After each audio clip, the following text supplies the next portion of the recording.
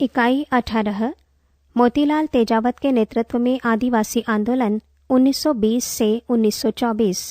इकाई की रूपरेखा 18.0 उद्देश्य 18.1 प्रस्तावना 18.2 आंदोलन के समय आदिवासियों की सामाजिक आर्थिक एवं राजनीतिक दशा 18.3 तात्कालिक परिस्थितियां और कुछ भील आंदोलन 18.4 मोतीलाल तेजावत का आदिवासी कृषक आंदोलन 18.5 सारांश 18.6 अभ्यासार्थ प्रश्न 18.7 संदर्भ ग्रंथ सूची। पृष्ठ 241। 18.0 उद्देश्य। इस इकाई में आप ये अध्ययन करेंगे कि 1. वे कौन सी परिस्थितियां थीं जिनमें मोतीलाल तेजावत एक आदिवासी नेता के रूप में उभरे। 2. मोतीलाल तेजावत के जीवन परिचय का संक्षिप्त ब्यौरा ताकि उनके नेतृत्व के गुणों का आकलन किया जा सके। 3. मोतीलाल तेजावत ने आदिवासी आंदोलन का संचालन किस प्रकार किया, आदिवासियों को अपने अधिकारों के प्रति किस प्रकार चैतन्य किया। 4. इनके द्वारा संचालित आंदोलन किस वैचारिकी पर आधारित था, इस आंदोलन की प्रकृति कैसी थी। 5. मोतीलाल तेजावत के आंदोलन की प्रमुख घटनाओं का विवरण प्रस्तुत करना। 6. इस आंदोलन से आदिवासियों का जीवन स्तर कितना प्रभावित हुआ। 18.1 प्रस्तावना। कोई भी आंदोलन एकाएक उत्पन्न नहीं हो जाता है, उसके पीछे कोई न कोई ऐसी पृष्ठभूमि विद्यमान होती है जिससे व्यक्ति पीड़ित होकर आंदोलन, उपद्रव या विद्रोह कर बैठते हैं।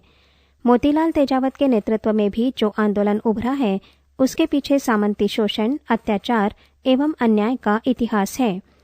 इस संदर्भ में विलियम हंटर ने आदिवासी भीलों के साथ मराठों द्वारा किए जाने वाले निर्दयी व्यवहार के बारे में लिखा है कि 18वीं शताब्दी में भीलों के साथ राजद्रोहियों का सा बर्ताव किया गया था। अधिकारियों को ये आदेश थे कि वे बिना किसी प्रकार की जांच पड़ताल के भीलों के प्राण तक ले सकते हैं। देश के अशांतिपूर्ण वातावरण में जो कोई भी भील मिल जाता उसकी हंटरों से पिटाई की जाती और जरूरत समझी जाती तो फांसी पर भी लटका दिया जाता था। भीलों को कई तरह के कष्ट दिए जाते थे। नाक चीरकर और कान फाड़कर ये लोग कड़ी धूप में तपाए जाते थे। तपाए हुए लोहे के पाटों पर सांकलों से बांधे जाते थे और कई भीलों को तो पहाड़ों पर से लुढ़का दिया जाता था। गिरोह के गिरोह जिनको रिहा करने का आश्वासन दिया जाता था, कत्ल कर दिए गए। इन भीलों की औरतों के अंग भंग कर दिए गए, धुएं में गले घोट दिए गए और बच्चे पत्थर पर पछाड़ दिए गए। इस प्रकार मराठों ने भीलों पर जो निर्दयतापूर्वक व्यवहार किया वो वास्तव में बर्बरतापूर्ण था। इसके अतिरिक्त इन आदिवासी भीलों से बेगार ली जाती थी एवं इन पर अत्याचार भी किया जाता था, जिनका उल्लेख अनेक इतिहासकारों ने किया है। बेगार प्रथा के बहुत से स्वरूप थे जिनके बारे में राव घनश्याम जी ने अपने एक लेख में बताया है। 1. आदिवासियों से रात का पहरा दिलाया जाता था। 2. इन्हें संदेश संप्रेषण का माध्यम बनाया जाता था। 3. इनसे ऊँटों के लिए वृक्षों के पत्तों के भारे मंगवाए जाते थे। 4. सरकारी अफसरों को रास्ता बताने के लिए भीलों को साथ जाना पड़ता था। पृष्ठ 242। 5. इन्हें ठकुरानियों को लाने ले जाने के लिए साथ जाना पड़ता था। 6. शिकार में मारे हुए जानवरों को उठाना व पहुंचाना पड़ता था। 7. सरकारी मुलाजिमों के सामान व बिस्तर सिर पर उठाकर इधर उधर पहुंचाना पड़ता था। 8. सरदारों, उमरावों, अंग्रेज अफसरों, रियासत के उच्च अधिकारियों को शिकार कराने के लिए जंगल के जानवरों को लेकर जिस मोर्चे पर वे बैठे हों लाना पड़ता था। इस काम में अनेक भीलों को शेरों ने मार डाला। भील समूह द्वारा विरोध प्रकट करने पर 60 रुपये मुआवजा दे दिया जाता था। इस प्रकार आदिवासी भीलों से अनेक प्रकार की बेगार ली जाती थी। 18.2 आंदोलन के समय आदिवासियों की सामाजिक, आर्थिक एवं राजनीतिक दशा। मोतीलाल तेजावत का ये आंदोलन सन 1921 में वर्तमान मेवाड़ जिले के झाडोल, कोटड़ा, मादड़ी, सिरोही, गुजरात के दाता, पालनपुर, ईडर, विजयनगर इत्यादि स्थानों पर प्रारंभ हुआ। इस काल में सामंतवाद व जागीरदारी व्यवस्था विद्यमान थी। आंदोलन उन्हीं इलाकों में प्रमुख रूप से फैला जहां पर आदिवासी व्यवस्थित रूप से कृषि करते थे। साथ ही ये आंदोलन जंगल पर आधारित समस्याओं के साथ भी जुड़ा हुआ था, क्योंकि ये आदिवासी कृषि के साथ वनों पर भी अपनी आजीविका के लिए आश्रित थे। फिर भी आदिवासी आंदोलन अपने मूल रूप में भू राजस्व व्यवस्था के खिलाफ था। इसी भू राजस्व व्यवस्था का लाभ उठाकर गैर आदिवासी इनका शोषण करते थे। पहले झूम खेती या स्थानांतरण कृषि के द्वारा आदिवासी अपना जीवन यापन करते थे। बाद में आदिवासियों को स्थायी कृषि हेतु भूमि प्रदान कर दी गई। इससे आदिवासी निरंतर भू राजस्व शासकों को प्रदान करते थे। अब इसी व्यवस्था को समझने का प्रयास करेंगे। भू राजस्व व्यवस्था। इस काल में राज्य का शासक ही संपूर्ण भूमि का स्वामी हुआ करता था। जो व्यक्ति राजा या सामंत का सहयोग करता था उसे जागीर देकर पुरस्कृत कर दिया जाता था। ये ठाकुर या जागीरदार कहे जाते थे। इन देसी रियासतों में मुख्य रूप से 2 प्रकार की भू राजस्व व्यवस्था थी, एक खालसा, 2 जागीर। एक खालसा प्रशासन। इस व्यवस्था के अंतर्गत भूमि सीधे राजा के अधिकार में होती थी। यहाँ का भू राजस्व सीधे राजा के कोष में जमा होता था। इस व्यवस्था के मुख्य रूप से 3 प्रकार थे। बापी। ये जमीन व्यक्ति को पैतृक संपत्ति के रूप में मिलती है। ऐसी जमीन को बापी के नाम से जाना जाता था और ऐसे खेतीहर बापीदार के नाम से जाने जाते थे। पृष्ठ 243। ये बापीदार अपनी जमीन पर अधिकार कायम रखने के लिए दूसरों से अधिक भू राजस्व लेते थे। इन्हें लगभग 20% का लाभ प्राप्त होता था। इसके अतिरिक्त इन्हें प्रतिष्ठा एवं कुछ सुविधाएं भी प्राप्त थीं। जैसे अगर उनके खेत में लकड़ी व घास पैदा होती थी तो उससे लगान असिंचित जमीन की दर से वसूल किया जाता था। गैर बापी। ये जमीन राजा की इच्छा पर निर्भर करती थी। इस जमीन पर कृषक का कोई वंशानुगत अधिकार नहीं था। ऐसी जमीन को गैर बापीदार कहा जाता था। ऐसी जमीन कृषि के लिए किसानों को 1-2 वर्ष के लिए दे दी जाती थी और किसान अपने शासक को निश्चित भू राजस्व प्रदान करता था। माफी। इस श्रेणी के अंतर्गत भूमि ब्राह्मण, चारण, ठाकुर व राजा के संबंधियों और धार्मिक संस्थाओं को राजा के द्वारा दान दे दी जाती थी। ऐसे भूमालिकों को भू राजस्व अदा नहीं करना पड़ता था। 2. जागीर। इस व्यवस्था के अंतर्गत जो जमीन ठाकुरों व जागीरदारों के अधिकारों में होती थी तो उसे ठिकाना या जागीर कहा जाता था। इस व्यवस्था में राजा अपनी भूमि का कुछ भाग जागीरदारों व ठाकुरों को दे देता था। जागीर को जागीरदार बेच नहीं सकता था और न ही किसी को हस्तांतरित कर सकता था, किंतु विशेष परिस्थितियों में राजा की अनुमति से वो जमीन बेच सकता था। जिनके पास अधिक भूमि होती थी उसे ठाकुर कहा जाता था और वो अपनी जागीर में महल बनाकर रह सकता था। ठाकुर व जागीरदार अपनी जागीर में शासन करने की संपूर्ण शक्ति रखता था, वही न्याय करता था। जागीरदार अपनी जागीर में मनमाना कर व लगान वसूल करता था। इस प्रकार इन क्षेत्रों में खालसा व जागीरदारी व्यवस्था विद्यमान थी। भूमि बंदोबस्ती के नियम से पहले राजस्थान में भू राजस्व अनाज के द्वारा वसूल किया जाता था। राजा व जागीरदार द्वारा भू राजस्व हासिल व उत्पादन चुंगी के द्वारा वसूल किया जाता था। प्रायः यह भू राजस्व बहुत अधिक वसूल किया जाता था। इस कारण आदिवासियों की स्थिति बहुत ही दयनीय थी। आदिवासियों की स्थिति को और अधिक दयनीय करने के लिए तत्कालीन शासकों द्वारा कुछ गैर वाजिब कर भी वसूल किए जाते थे, जिन्हें उस समय बराड़ कहा जाता था। वे इस प्रकार हैं। झूपी बराड़, गांव में घर में रहने का कर। धुआं बराड़, मकान में चूल्हा जलाने का कर। बाई बराड़, बाई जी की शादी कराने का कर। और फौज बराड़, नगर रक्षा कर। इस प्रकार 18वीं, 19वीं व 20वीं शताब्दी के प्रारंभिक काल तक अत्याचार, अन्याय व शोषण की प्रक्रिया निरंतर चलती रही। इन्हीं परिस्थितियों ने आदिवासियों को आंदोलन व विद्रोह करने के लिए प्रेरित किया। पृष्ठ 244। 18.3 तात्कालिक परिस्थितियां और कुछ भील आंदोलन।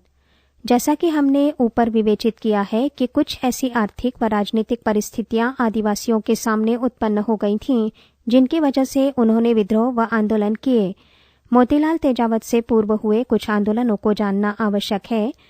1804 से 1817 तक मराठों के अन्याय के साथ साथ पिंडारियों ने भीलों में बड़ी लूटमार मचाई। उन्होंने भीलों के कई गांव बर्बाद कर दिए, उनकी हत्याएं की। इन घटनाओं की पुनरावृत्ति से बचने के लिए इनके पास केवल 2 ही उपाय थे। पिंडारियों का साथ देना। घर पर खेत छोड़कर जंगलों में भाग जाना। अतः भीलों ने पिंडारियों का साथ दिया तथा अपने हितों के प्रति जागरूक हुए। सन 1818 में ब्रिटिश राज की नीति से व्यथित हो राजपूताना व मालवा में भीलों ने उपद्रव व विद्रोह किए।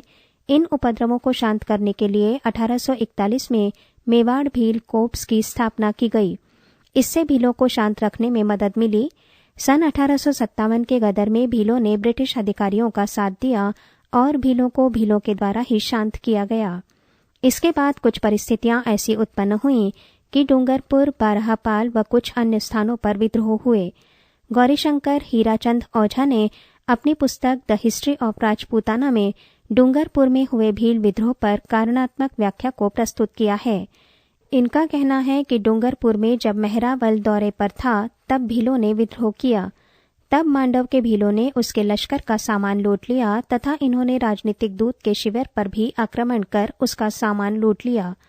1867 ईस्वी में देवल के पाल के भीलों ने राज्य की आज्ञा का उल्लंघन किया और विद्रोह करके डूंगरपुर से खेरवाड़ा जाने वाले मार्ग को अवरुद्ध कर दिया तथा देवल के थानेदार की हत्या कर दी। इस विद्रोह के प्रमुख कारण इस प्रकार हैं। 1. भील बराड़ कर या जमीन का महसूल आसानी से नहीं देते थे और प्रतिवर्ष उस कर को वसूल करने में कठिनाई आती थी। जब बराड़ वसूली का समय आता था तो प्रतिवर्ष अरब, मकरानी व सिंधियों का एक जत्था कर वसूली के लिए भेजना पड़ता था। इस वर्ष जब ये जत्था कर वसूली के लिए आया तो भीलों ने उस पर हमला कर दिया, जिसमें जत्थे के 14 सिपाही मारे गए। 2. डूंगरपुर के मेहरावल ने ठाकुर रघुनाथ को सेना देकर भीलों के विरुद्ध भेजा। उसने भीलों के मुखिया को बुलाकर मरवा डाला। इन कारणों से भीलों में मेहरावल के प्रति अविश्वास की भावना पैदा हुई और वे अधिक उपद्रव करने लगे। अंत में मेवाड़ भील कोर्प्स की सहायता से भीलों को दबाया गया तथा उपद्रव शांत करने के लिए भीलों के मुखिया को गिरफ्तार कर दंडित किया गया। पृष्ठ 245। इन परिस्थितियों के अतिरिक्त कुछ कारण ऐसे भी थे जिनसे इस उपद्रव को प्रोत्साहन मिला। महरावल अपने राज्य की दीवानी व फौजदारी व्यवस्था का उचित प्रबंध करना चाहता था, जिससे सरदारों को अपने अधिकार कम हो जाने का भय था। सरदारों ने मनमानी करनी प्रारंभ कर दी थी। वे अपने पट्टे का तथा प्रजा के दीवानी व फौजदारी मामलों का फैसला स्वयं करने लगे एवं अपने अधिकारों का दुरुपयोग करने लगे थे। तब मेहरावल ने उनके कार्यों पर अंकुश लगाने की कोशिश की। मेहरावल ने सरदारों के अधिकारों को लेने का प्रयास किया, जिससे सरदारों में असंतोष व्याप्त हो गया। इस प्रकार सरदारों ने भील उपद्रव में अपना सहयोग दिया। श्यामल दास ने अपने ग्रंथ वीर विनोद के द्वितीय खंड में 1881 के बारहपाल में भील उपद्रव का उल्लेख किया है। इनका कहना है कि ब्रिटिश सरकार द्वारा भीलों में अनेक सुधारों को लागू किया गया, लेकिन भीलों ने इन सुधारों को अपने अधिकारों का हनन समझा व राज्य अधिकारियों के आदेशों की अवहेलना की। सन 1881 में कुछ सुधार लागू किए गए, जिनमें मुख्य थे: 1. भीलों की जनगणना किया जाना। 2. मद्यपान पर नियंत्रण लगाना। 3. भील क्षेत्र में पुलिस व चुंगी चौकी की व्यवस्था करना। और 4. अंधविश्वासों पर नियंत्रण लगाना। इन सुधारों को भीलों ने अपनी परंपराओं का उल्लंघन समझा तथा इन सुधारों का विपरीत अर्थ लिया और सन 1881 में भीलों ने विद्रोह कर दिया। तब भीलों ने ब्रिटिश सरकार के सामने एक मांग पत्र रखा, जिसके अनुसार: 1. यदि किसी स्त्री पर डायन होने का संदेह हो तो उसे बिना जांच पड़ताल के तुरंत मार देने की आज्ञा दी जाए। 2. भील क्षेत्र में पुलिस चौकी की स्थापना नहीं की जाए। 3. भीलों के आपसी झगड़ों में मेवाड़ महाराणा हस्तक्षेप न करें तथा 4. भविष्य में जनगणना नहीं की जाए। 19 अप्रैल 1881 को मेवाड़ के महाराणा के साथ उनका समझौता हो गया, लेकिन इसके बावजूद भील क्षेत्र में शांति व व्यवस्था कायम नहीं हो पाई। 13 जून 1881 को भीलों ने कुछ मकरानियों को मार डाला, लेकिन सेना द्वारा भीलों को दबा दिया गया, जिससे भीलों ने आत्मसमर्पण कर दिया। अंत में 28 फरवरी 1883 को समझौता हुआ, जिसके अनुसार: 1. भील किसी भी स्त्री को डायन समझकर मारेंगे नहीं। 2. वे शपथ लेंगे कि समझौते का पालन करेंगे। 3. 2100 रुपये जुर्माना भील महाराणा मेवाड़ को देंगे। पृष्ठ 246। इस प्रकार बहुत से विद्रोह व आंदोलन भीलों ने किए। इससे ये स्पष्ट होता है कि भील कभी भी अपनी परंपराओं व सामाजिक व्यवस्था में हस्तक्षेप सहन नहीं कर सके। अतः जब भी किसी ने हस्तक्षेप करने का प्रयास किया, भीलों में विद्रोह के स्वर मुखर हुए। आदिवासी आंदोलन के इसी क्रम में कुछ सुधारवादी आंदोलन हुए, जिनमें सूरमाल दास व गोविंद गिर के आंदोलन भी प्रमुख थे। ये सभी सुधारवादी आंदोलन उच्च जातियों के संपर्क के कारण हुए। इन नेताओं ने सबसे पहले इस बात पर बल दिया कि आदिवासियों में व्याप्त सामाजिक बुराइयों को पहल समाप्त किया जाए। सूरमाल दास ने आदिवासियों को कहा कि भोजन नहा धोकर करना चाहिए, ईश्वरोपासना करना एवं जीव हिंसा के रोकथाम पर जोर दिया। इनके भक्त गले में जनेऊ पहनने लगे, वे पीला साफा बांधने लगे और सफेद कपड़े पहनने लगे। ये लोग जब आपस में मिलते थे तो जय सीताराम कहकर एक दूसरे का अभिवादन करते थे। सुधारवादी आंदोलन की इसी कड़ी में गोविंद गिर ने भी 20वीं शताब्दी के प्रथम व द्वितीय दशक में सुधारवादी आंदोलन प्रारंभ किया, जिसे भगत आंदोलन के नाम से भी जाना जाता था। गोविंद गिर ने ईसाई मिशनरियों के विरुद्ध आवाज उठाई, जिसका उद्देश्य धर्म परिवर्तन को रोकना था एवं आदिवासियों को हिंदू धर्म से जुड़े सुधारों को अपनाने पर बल देना था, ताकि वे बृहद समाज के अनुकूल अपने जीवन स्तर को उन्नत कर सकें। इन्होंने व्यक्ति को शाकाहारी जीवन अपनाने के लिए प्रेरित किया तथा मानव मात्र व पशु पर दया करने के उपदेश दिए। साथ ही स्वच्छ जीवन अपनाने पर जोर दिया। आगे चलकर गोविंद गिर ने भील राज की स्थापना की मांग भी की। ये आंदोलन आदिवासियों में सुधारों के माध्यम से राजनीतिक सत्ता प्राप्ति की तरफ अग्रसर हुआ। 18.4 मोतीलाल तेजावत का आदिवासी कृषक आंदोलन। सन 1921-22 में मोतीलाल तेजावत के नेतृत्व में हुआ भील आंदोलन अपनी व्यापकता, रचनात्मकता और अहिंसा की दृष्टि से बेमिसाल था। मोतीलाल तेजावत के साहसिक कार्य से मेवाड़ और अन्य रियायतों के आदिवासी क्षेत्रों के लोगों में जागृति आई। तेजावत ने जागीरदारों, सामंतों व अंग्रेजों को परेशान कर दिया था। इसी काल में एशिया महाद्वीप के प्रमुख देश चीन व जापान में भी परिवर्तन परिलक्षित हो रहे थे। नए वैज्ञानिक आविष्कारों ने जनता के विचारों व मूल्यों को नई दिशाएं प्रदान की। इन सबसे अंधविश्वासों व सामाजिक रूढ़ियों में कमी आने लगी। प्रथम विश्व युद्ध से उत्पन्न परिस्थितियों ने भी रियासती जनता की जागृति में योगदान दिया। राजस्थान में मेवाड़ और अन्य रियासतों के किसान और आदिवासी जो सदियों से उत्पीड़न, शोषण और उपेक्षा के शिकार हो रहे थे, में चेतना का संचार हुआ। उनमें चेतना जागृत करने का श्रेय मोतीलाल तेजावत को जाता है। उन्होंने इस उत्पीड़ित, शोषित व प्रताड़ित जनजाति को जागृत करने के दायित्व में अपना सब कुछ गंवा देने पर भी इस बीड़े को अपने कंधों पर उठा लिया था। इस आंदोलन को समझने से पहले मोतीलाल तेजावत के जीवन परिचय का ज्ञान होना भी आवश्यक है। इससे हमें ज्ञात हो जाएगा कि किस पृष्ठभूमि से निकलकर उन्होंने आदिवासियों का नेतृत्व किया। पृष्ठ 247। मोतीलाल तेजावत का जीवन परिचय। मोतीलाल तेजावत का जन्म उदयपुर जिले के गांव झाड़ोल के पास कोल्यारी में हुआ था। ये ओसवाल महाजन थे। इन्होंने अपने गांव में ही सामान्य शिक्षा प्राप्त की थी। बाद में इन्होंने झाड़ोल के ठिकानेदार के यहाँ कामदार के रूप में नौकरी प्रारंभ की, लेकिन उनकी ये नौकरी अधिक समय तक नहीं चल सकी, क्योंकि झाड़ोल के राव बहुत शराब पीते थे और प्रजा से मनमाना कर वसूल करते थे। एक दिन राव ने मोतीलाल तेजावत को अपने महल में बुलाया और 200 रुपए देने को कहा। तेजावत के मना करने पर उन्हें झाड़ोल दरवाजे पर कैद कर दिया और जूतों से पीटा। इसी प्रकार के अत्याचार से उनके सारे परिवारजन पीड़ित थे। इसके अतिरिक्त इस क्षेत्र में रहने वाले आदिवासी भील भी इन अत्याचारों के शिकार थे। इसी समय सामंती शोषण व उत्पीड़न के विरुद्ध किसानों में असंतोष की आग भी धधक रही थी। बिजोलिया व बेगू के इलाकों में किसान आंदोलन ने उग्र रूप धारण कर लिया था। किसानों ने राज्य एवं जागीरदारी प्रशासन का बहिष्कार कर दिया था। तेजावत ने अपने ठिकाने की नौकरी त्याग दी और उदयपुर में एक सेठ के यहाँ मुनीम का कार्य प्रारंभ किया, जिससे वे आदिवासियों के निकट संपर्क में आए तथा भीलों की दुर्दशा व बेबसी को जाना। तब तेजावत ने भीलों को संगठित कर एक आंदोलन चलाने का प्रण किया, ताकि आदिवासियों को अत्याचारों व शोषण से मुक्ति मिल सके। इस हेतु इन्होंने एक ही आंदोलन चलाया। एक ही आंदोलन की शुरुआत प्रथम चरण नवंबर 1921 से मार्च 1922 तक। मोतीलाल तेजावत ने इसी पृष्ठभूमि से ऊपर उठकर आदिवासियों व किसानों का नेतृत्व प्रदान किया। इसी समय सन 1921 में चित्तौड़गढ़ जिले के मातृकुंडिया तीर्थ स्थान पर एक धार्मिक मेले का आयोजन हुआ। इस मेले में लगभग 1 लाख आदिवासी व किसान एकत्रित हुए। इन किसानों ने लाग बाग, बैठ बेगार तथा विभिन्न लागतों व करों के विरुद्ध विचार विमर्श कर आंदोलन करने का निश्चय किया।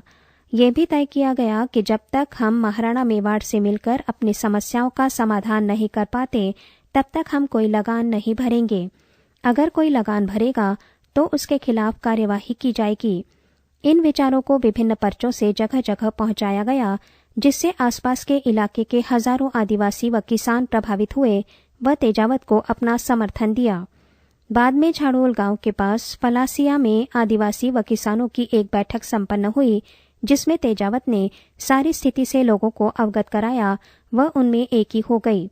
एकी से अभिप्राय एकता से है, जिसमें सभी लोगों को ये शपथ दिलाई गई कि वे इस आंदोलन का साथ देंगे। इसी वर्ष दूसरी बैठक बरदाना गांव में आयोजित की गई, जिसमें भी करीब 700 भील व किसान एकत्रित हुए, जिसमें तेजावत को भरपूर समर्थन देने का आश्वासन दिया गया। आगे चलकर तेजावत व उसके समर्थकों ने पूरे क्षेत्र का दौरा किया, लोगों को उनकी स्थिति समझाई और वे झाड़ोल से अलसीगढ़ गए। यहाँ के भीलों ने भी एक ही आंदोलन में सहयोग देने का निश्चय किया। फिर तेजावत उदयपुर होते हुए चित्तौड़ के पास पांडोली गांव गए। वहां के नेता गोकुल पटेल से मिले। पृष्ठ 248। पांडोली के पास ही केसर खेड़ी में बैठक हुई, उसमें मेवाड़ मगरे की एकी की बात भी तय की गई। इसी बैठक में ये तय किया गया कि मेवाड़ क्षेत्र के सभी लोग उदयपुर एकत्रित होकर महाराणा से उनके साथ हो रहे अत्याचारों व अन्याय की शिकायत करेंगे। ये निश्चय कर तेजावत, माकट्रुतला, घासा, एकलिंग जी आदि गांवों में सभाएं करते हुए उदयपुर पहुंचे और सभी लोग अन्य क्षेत्रों से भी उदयपुर आ गए। यही सभी लोगों ने आपसी विचार विमर्श कर अपने अपने दुख, अन्याय व शोषण प्रकट किए। इन सारी शिकायतों को तेजावत ने लिपिबद्ध कर मेवाड़ की पुकार नामक पुस्तक तैयार की, लेकिन काफी प्रयासों के बाद भी महाराणा से संपर्क नहीं हो पाया। तब तेजावत ने ब्रिटिश रेजिडेंट्स से मिलकर सारी शिकायतें उन्हें बताने का निश्चय किया। जब ये बात महाराणा को ज्ञात हुई तो मोतीलाल तेजावत को महल में बुलाया। तेजावत ने मेवाड़ की पुकार में लिखित सारी शिकायतें महाराणा को बताईं। इस पर निम्न निर्णय लिए गए। 1. बेगार पर प्रतिबंध लगाया जाएगा। 2. अनुचित कर एवं लागतें नहीं ली जाएंगी। लेकिन महाराणा ने जंगल से बेरोक टोक लकड़ी काटने, बीड़ों से घास काटने तथा फसलों को नुकसान पहुंचाने वाले सुअरों को मारने की स्वीकृति नहीं दी। इस समझौते के बाद तेजावत व अन्य पंचों ने मिलकर ये घोषणा की कि महाराणा ने उनकी 21 मांगों में से 18 मांगें स्वीकार कर ली हैं और शेष 3 मांगों को मेवाड़ के पंच छोड़ रहे हैं। इसके बाद सभी एकत्रित आदिवासी व किसान अपने अपने घरों को लौट गए। मोतीलाल तेजावत आंदोलन का द्वितीय चरण 1922-1923। इस आंदोलन का द्वितीय चरण सिरोही व बंबई प्रेसिडेंसी के कुछ इलाकों में केंद्रित था। आंदोलन के प्रथम चरण में काफी सफलता मिलने के बाद मोतीलाल तेजावत ने 29 दिसंबर 1921 को एक विशाल रैली का आयोजन किया, जिसमें बहुत से आदिवासी थे। इसमें सिरोही के गरासिया जनजाति के काफी लोगों ने भी भाग लिया। इस रैली में डूंगरपुर, माही काठा और दाता के आदिवासी भी थे।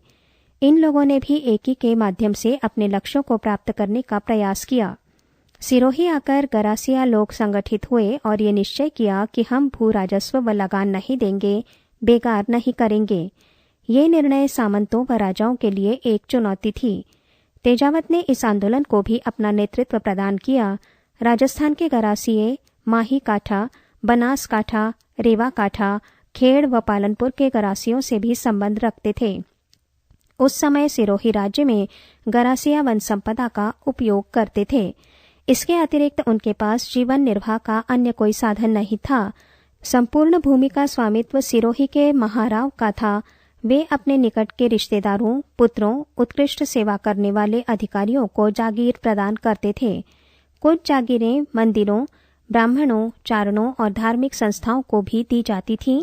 ये सभी जागीरदार नजराना देने के लिए बाध्य नहीं थे। पृष्ठ 249। जो आदिवासी कृषि के साथ जुड़े हुए थे उनसे लगान कम कर लिया जाता था। इसका कारण ये था कि सभी आदिवासी कृषि से जुड़ जाएं। भू राजस्व वस्तु व नगद दोनों ही रूपों में जमा किया जाता था। बाढ़ व सूखे की अवस्था में आदिवासियों के साथ कुछ रियायत भी प्रदान की जाती थी। गरासिया जनजाति के लोग पहले झूम खेती करते थे। इससे उन्हें बहुत कम उत्पादन प्राप्त होता था। अतः आदिवासियों की स्थिति वस्तुतः काफी दयनीय थी। सिरोही के महाराव ने आदिवासियों की दशा सुधारने के कोई प्रयास नहीं किए। इसके अतिरिक्त बंबई प्रेसिडेंसी के गवर्नर जनरल के एजेंट ने आदिवासियों पर अनेकों अनुचित कर लगवा दिए, जैसे वन संपदा के उपयोग पर नियंत्रण लगाना, शिकार करने पर प्रतिबंध लगाना, आदिवासी पंचायत के परंपरागत अधिकारों को समाप्त कर दिया गया, शराब बनाने पर रोक लगाना, नमक की कीमत में वृद्धि करना आदि। इन प्रतिबंधों से आदिवासियों की दशा और भी अधिक दयनीय हो गई, जिसने आदिवासियों को आंदोलन करने को प्रेरित किया। मोतीलाल तेजावत के नेतृत्व में आदिवासियों ने 1922 में सिरोही के गांव बालोलिया व भूला में असंतोष व्यक्त किया। महाराव के द्वारा लागू नए कानून व व्यवस्थाओं को नकारने का प्रयास किया।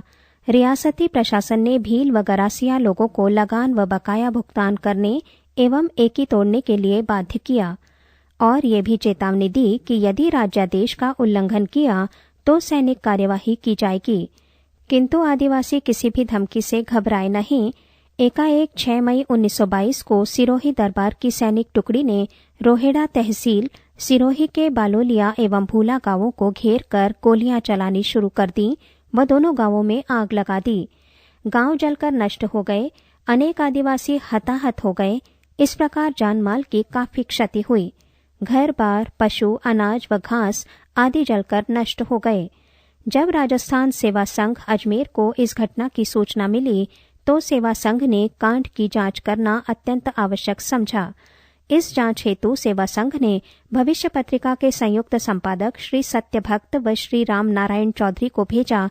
इन्होंने 15 मई को बालोलिया के पंचों का बयान लिया, जिसके अनुसार राज्य ने हमें नष्ट कर दिया और हमारे परिवारों को कुछ दिन जीवन निर्वाह करने के साधनों से भी वंचित कर दिया। हमें धमकी दी गई है कि एकी की धार्मिक शपथ न तोड़ने पर मार डाले जाएंगे। हमारा राज्य पर से विश्वास उठ गया है। हम पहाड़ियों में रहना ठीक समझते हैं क्योंकि हमें डर है कि यदि हमने दोबारा मकान बनाए तो वे फिर जला दिए जाएंगे। बड़े साहब के प्रति हमारे दिल में रत्ती भर भी विश्वास नहीं रहा। उनकी ही आज्ञा से सरकारी सेना ने हमें नष्ट किया है। केवल परमात्मा ही हमारा रक्षक है। बालोलिया से जांच दल भूला गांव आया। वहां के आदिवासी मुखिया व अन्य आदिवासियों से मिलकर बातचीत की, जिसके अनुसार उनके प्रति जो निर्दयतापूर्वक व्यवहार किया गया उसे देखते हुए वे करों का भुगतान नहीं करेंगे। इस प्रकार इस जांच दल ने इन गांवों में हुए नुकसान का विवरण प्रस्तुत किया, जिसका यहाँ सारणी से अनुमान लगाया जा सकता है। सारणी इस प्रकार है: बालोलिया व भूला गांवों में हुए जनधन की हानि का विवरण। क्रम संख्या 1, जलाए गए गांव भूला, परिवारों की संख्या 210, मकानों की संख्या 315, मारे गए व्यक्तियों की संख्या 1150, अन्न की क्षति 4560 मन, घास की क्षति 400 बैलगाड़ी, पशुओं की क्षति 25, अन्य वस्तुओं का मूल्य जो लूटे व जलाए गए 7000 रुपये।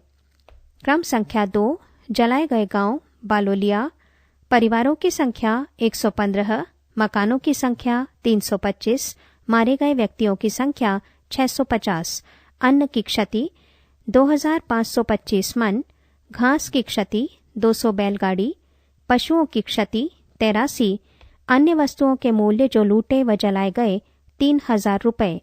यहाँ ये सारणी समाप्त होती है। पृष्ठ 250। इसके पश्चात ब्रिटिश सरकार व सिरोही दरबार की सेनाओं ने इस आंदोलन के दबाने के प्रयास किए। अंत में गरासियों व सरकार के बीच एक समझौता हुआ, जिसके अनुसार 1. भीलों व गरासियों के साथ में अधिकारियों द्वारा सम्मानपूर्ण व्यवहार किया जाएगा। 2. लगानों में छूट प्रदान की जाएगी। 3. दशहरे की लागत के रूप में हर गांव से एक बकरा लिया जाएगा। 4. बिजवा लागत को समाप्त किया